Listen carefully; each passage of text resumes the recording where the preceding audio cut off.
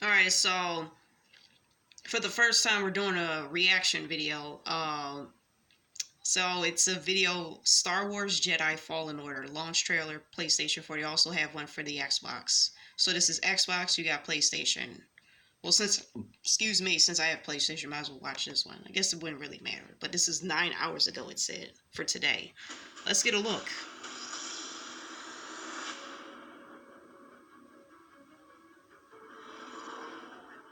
We've lost. The Empire is hunting Jedi survivors. Cal, they know who you are.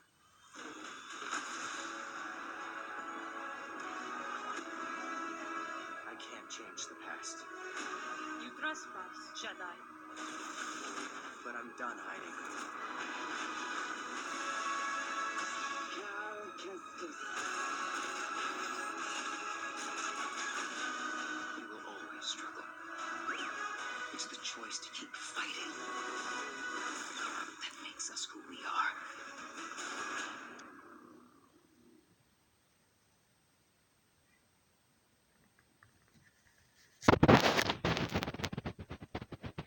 Oh, we could watch that video next. What was it called? 10 things you need to know before you buy it. We could watch that next to get their take on it. All right, so you saw, for those of you that played Uncharted, you saw a little bit of platforming in there. You had him using the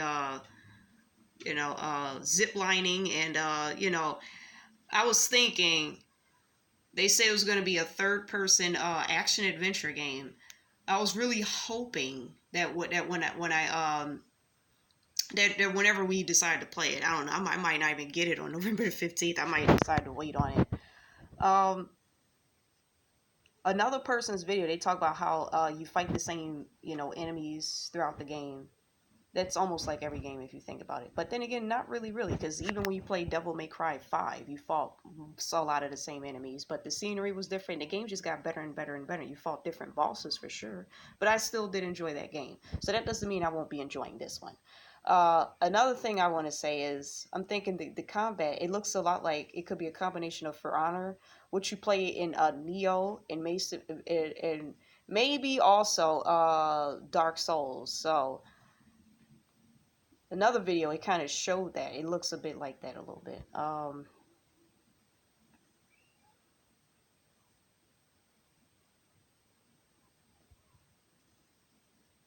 Yeah, somebody said, any idea how to remove the EA in the title of the game?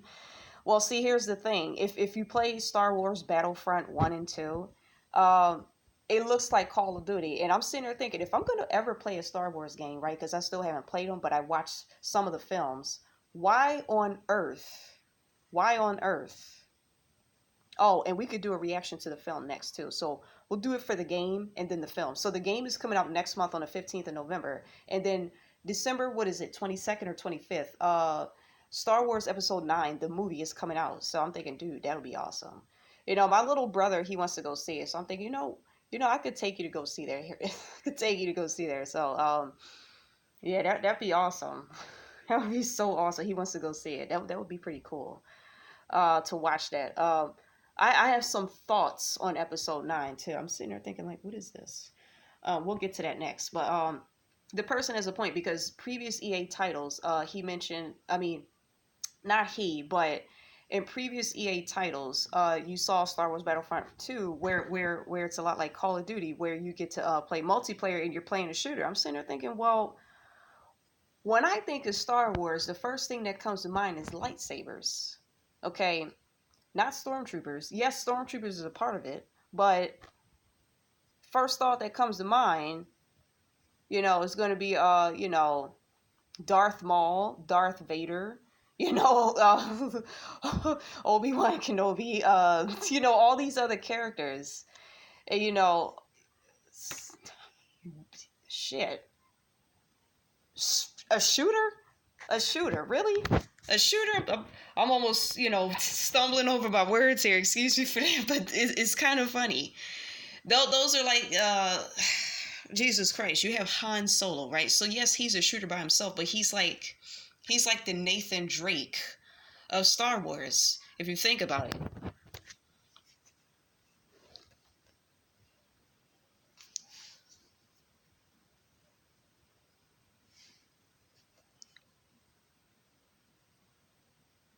it says mild violence. 90% of the game is slashing people up with a laser sword and throwing them off cliffs. Yeah, that's not mild at all. That's kind of intense.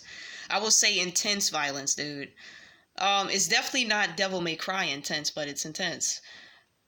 But Devil May Cry is some serious intensity, while this launch trailer or Death Stranding's launch trailer is a world of difference. But here's another thing. The graphics look pretty good. Not that that's the most important. See, I'm not one of those people who's going to sit there and complain about graphics. Like, oh, the graphics, man, it has to be at least 1080p, and then on top of that, it needs to be 60 frames per second. For a third person game, not always. Sorry. That's important. That's important for first person games because you want to make sure that when you hit, it looks like it hit on time.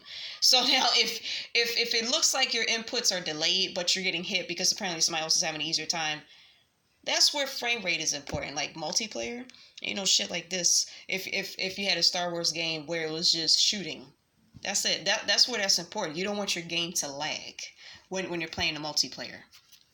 Okay, that's where that's important. Not not a third person game where you're playing offline. Although Resident Evil 5, what I just played recently, that's 60 frames per second. They basically upped the frame rate on that. It was remastered and all that too. So, and that's third person.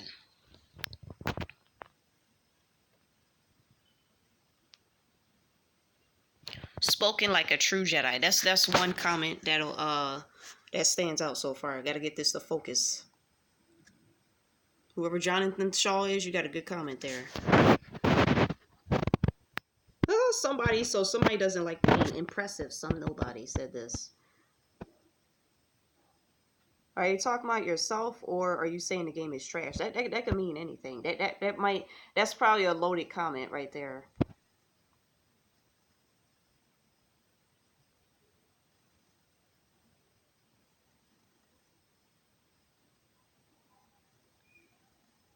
Yes, everybody's complaining about EA because EA would rather have a bunch of shooters, whereas multiplayer, and they're gonna say something like single player.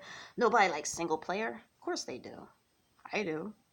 That's why I'm interested in what I just saw in that trailer.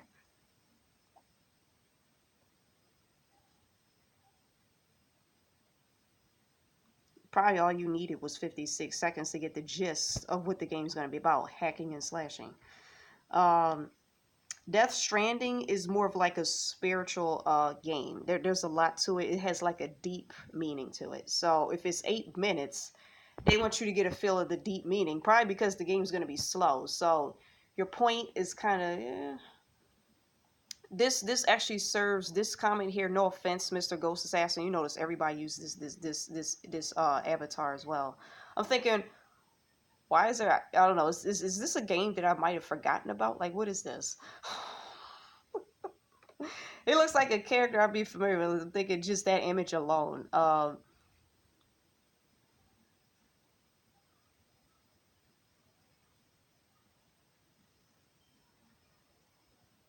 Well, they want to make sure that you notice that they put their work in case people like it. That's why they put their logo in the game. Remember you guys used to shit on me. Let's put this up there so they respect us after playing this. I don't think playing the game is going to get you respect in and of itself, but you have a nasty track record, EA. So, all right, yeah, this comment again, 56 seconds. I'm not saying this game won't have a lot of depth in the characters. Maybe it won't. Maybe it will, maybe it won't. We have to see how the character development, whether they're just going to be like emotionally dead throughout the game. We have to see how that goes. Some games are like that. Sometimes that's all you need. You're not playing the game for the character. But considering it's a Star Wars game and how, being about the dark side and the blue side, where that comes in, that character is important because it's not enough to just say you're on the blue side or the light side. What makes that character what they are for them to be over there? Stuff like that is going to be important. So I hope that you might have something like that in this game. Um, if you watch the movies, you get a taste of that. You get a taste of that. But if you want something that's like, that takes it a little bit deeper, yeah. For Star Wars, you need that. You need those characteristics. You really do need that because it's not about just being bad. It's not about just being good. What makes them that? So you really need that in-depth, character. Okay? You need that in-depthness, for lack of a better way of saying that, for the character. That's really important. Death Stranding, 8 minutes. Why? Because what we're talking about, what you need for Star Wars, that's already in the game. That's why it was 8 minutes. And you're gonna see how all that plays out. That's already in the game. Like I said, it's a spiritual game. So that's kind of like a no offense, but that argument they could do better there. No offense, person.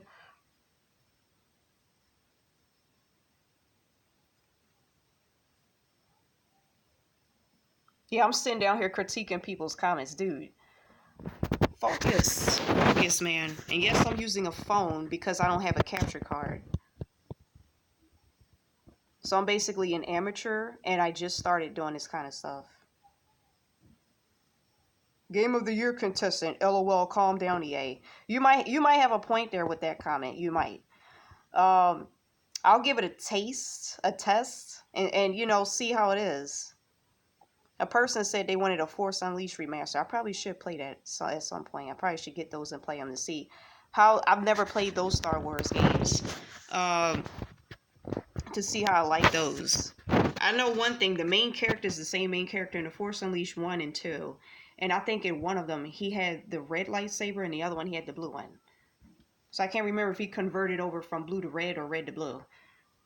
I mean, I know a little bit of the story, but I don't know I haven't played the entire game, nor have I seen the entire game.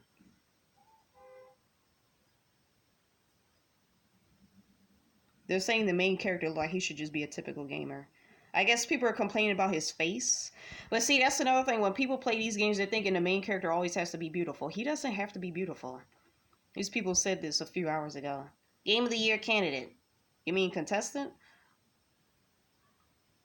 Or whatever. Same deal. Kojima. Kojima. So they're trying to. I think Kojima's game is coming out next month. I thought it was next year. I have to go back and look. I'll keep you updated on that. Hold my BB.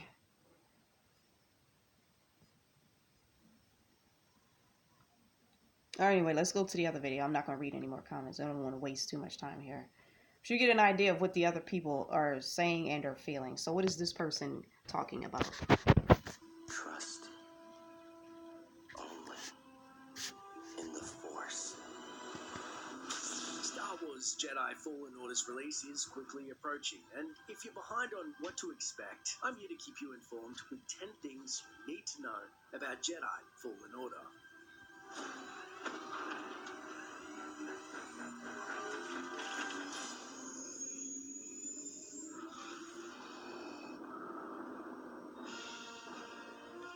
Revenge of the Jedi. Coming next summer to a theater in your galaxy. Starting off at number 10, despite revenge not being the Jedi way, there is an in-game mechanic that is solely focused on revenge of the Jedi. More! As stated in an official press release on StarWars.com, one of the game's cooler combat-related systems encourages you to hunt down the enemy that signed your death warrant. Upon respawning, any damage dealt to your executioner will replenish your lost XP as well as your health and force meters. It's a great inclusion that drives the gameplay, while also weaving these mini revenge tales into the larger narrative.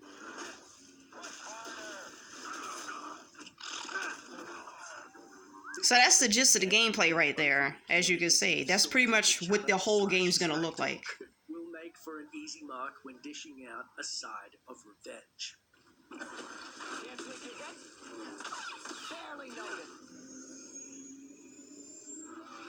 I'm sure you Yeah, I like his popping thingies. one who murdered your father. No, I haven't. With an ex-Jedi hunted by Inquisitors, it's not hard to draw parallels between cult classic series Jedi Knight featuring Kyle Katarn and Fallen Order. However, what separates the two titles, other than saber combat / skills, which I'll touch on later, is the Force.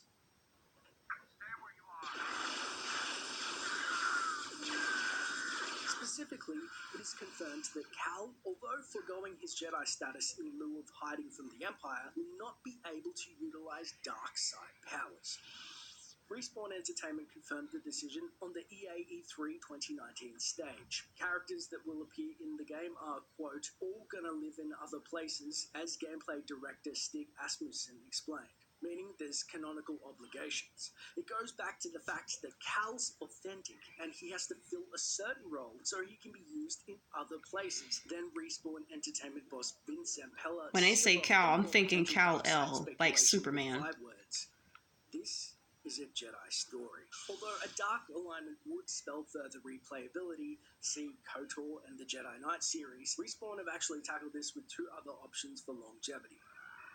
I want you to remember, son, when you're at the academy, how very proud I am of you.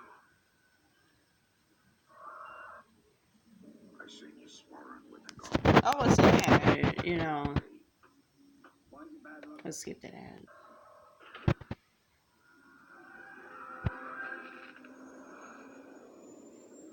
It's a single-player story game. We work really closely. Yes. No multiplayer, no microtransactions. It's a story game. Although a somewhat bizarre bragging right, after a near revolt from fans' RE microtransactions in Battlefront 2, EA wisely pivoted on their stance and fans can breathe easy after Vincent Pella confirmed there is no multiplayer and no microtransactions. Excellent. No microtransactions, that's all we need to know. At what point will this change? I know you don't trust me. But we have a common enemy and a common cause. Many of us did notice that for as much lightsaber slicing that game has going on, there's a surprising lack of limbs coming off. Your slices just leave a burning mark on stormtrooper bodies, and it turns out there's a good explanation for that. It's rated T for teen. It's not supposed to be rated M. They say, oh, there's a good explanation as to why the arms don't come off of the people. For great effect, I might add, and satisfaction when chewing off a cheeky sword arm for the collection.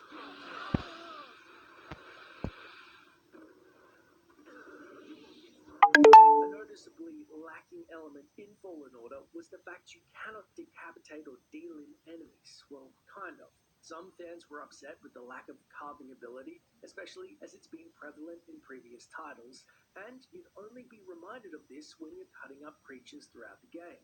Without official word, it was then assumed that the marketing boys at some level had nixed the idea for rating purposes and accessibility to a wider audience, as it's much more visceral to see a person get sliced up versus a creature. But supposedly IGN staff had a direct source from Lucasfilm explain that it may not be fully absent in the game, just used sparingly. The official word is that droids... You say it's more visceral just to watch a person get sliced up than a creature.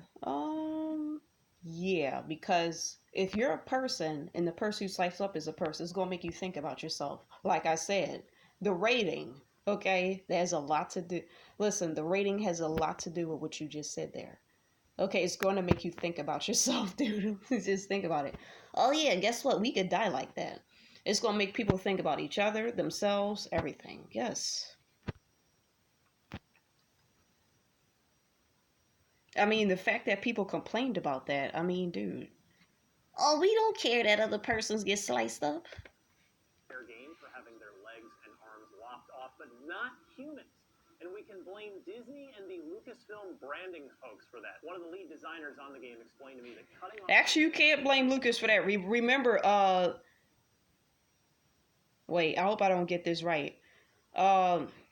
Wasn't it Obi-Wan Kenobi that sliced Darth Maul in half? Like, seriously, you saw his body parts just falling down through the tunnel. Well, yeah, that big abyss, chasm, whatever you want to call it. I have to go back and rewatch it. Films, so Lucas wanted to keep those moments powerful.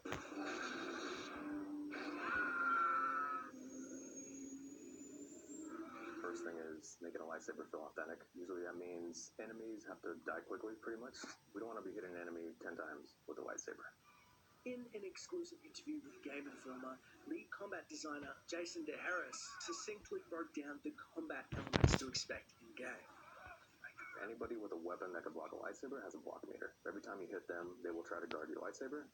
but their block meter will go down. So once you get their block meter down to 0, then their guard is essentially broken, and you're allowed to get a real lightsaber hit on them. That's kind of the key thing we wanted to do to make a lightsaber feel like a lightsaber. Like, the player's still making progress Smart. by hitting them and making contact, but at the same time, you're not hitting their flesh. I like the way he thinks. Broken. We want to look at the combat system as, instead of doing the maximum number of hits against an enemy, we want to make the player feel empowered by doing the least amount of hits. So one way to do that is with the parry system. So if you time an incoming attack at the right time, it allows you to pretty much shortcut an enemy and kill them in maybe in one hit. So we have like a good amount of the cast where you can literally kill in one swing if you parry them. If you tap evade, you'll get a small sidestep. So if you want to play it very timing based and use more technique, then you're allowed to sidestep and then attack immediately. But if you want to just get out of danger, then you could double tap circle and you get evade out of danger. So there's kind of that option how you want to play it. That was really cool. Really risky, or do you want to just play it safe? The fact that they did that to make it the least amount of hits, that's actually pretty cool that they thought about that.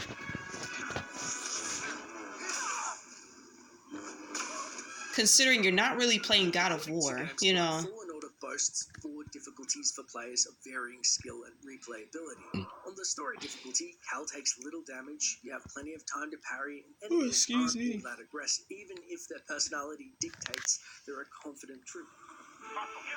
Go to Jedi Knight, and that parry window doesn't change, but Cal takes more damage and enemies are more aggressive. Jedi Master is where you will finally see a bump in terms of the parry window. Jedi Grandmaster sees boosts to all 3 categories, forcing you to perfectly time your parries for any chance of holding your own in fights against highly aggressive enemies that do large amounts of damage.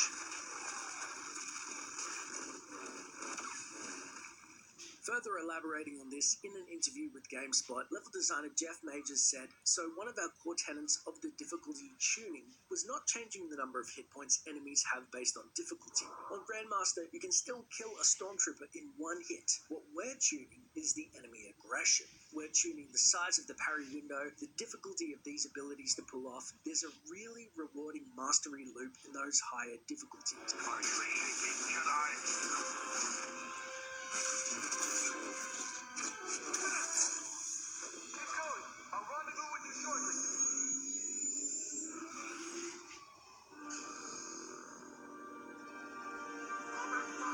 My favorite Star Wars in-game mechanic is deflecting blaster bolts back at enemies. An in-game mechanic that I first experienced years ago in Star Wars Jedi Power Battles. The crux of this ability is simple yet addictive.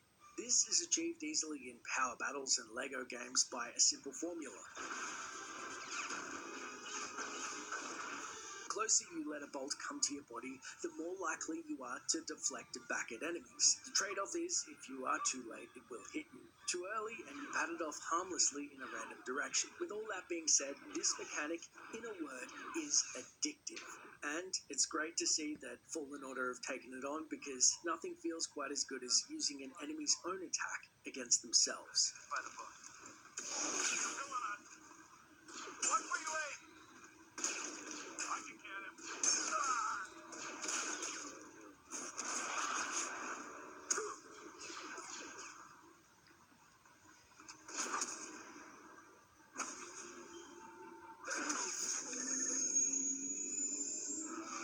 It's a Jedi!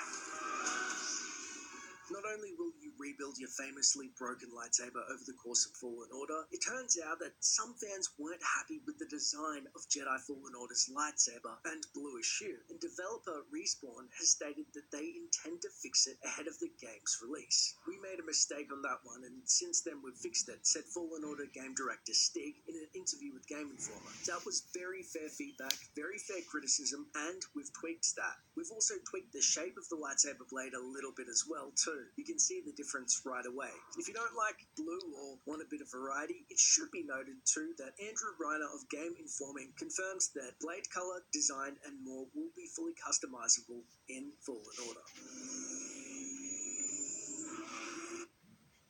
You've been tricked by that charlatan, Dick Grayson. He gives costumes to foolish kids, making them believe they're heroes, leading them like lambs to the slaughter. I told him if he ever put the Titans back together, I'd kill every last one of them. They did one for Deadpool. Why not Deathstroke, right? The film? Why not?